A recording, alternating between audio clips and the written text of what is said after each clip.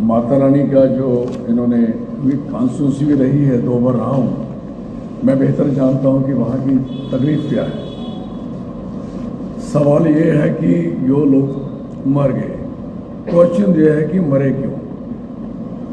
आपको सारा पता होगा, पहाड़ को इन्होंने छलनी किया हुआ है, छलनी, पूरा पहाड़ इन्होंने खुरदा हुआ है और इनको कोई अधिकार नहीं है कि यात्रा सिर्फ माता रानी के दरबार की है, ना कि और अदर नॉनसेंस बिल्डिंगें बनाने के लिए और लोगों के कारोबार को ख़त्म करने के लिए। इन्होंने एनजीटी ये बोलती थी कि घोड़े हैं यहाँ, घोड़े से बीमारी आ रही है, वहाँ से उनका जो लिद है वो तकलीफ दे रही है। मैं कहना चाहता हूँ, असली तौर पे इन्होंने गाड़ियाँ चलानी, इन्होंने पहाड़ को तोड़ना, इन्होंने बिजनेस करना। आई प्लांटेशन की जो पोजीशन है, कोई, मैंने खुद कहा था कि ये मेरे when I was forest minister, मैंने कहा कि अगर ये पहाड़ मेरे हवाले कर दो तो इस पहाड़ को मैं सारा ग्रीन पूरा पैक कर दूं और ताकि इसके बाद ये वांछी ना हो पाए।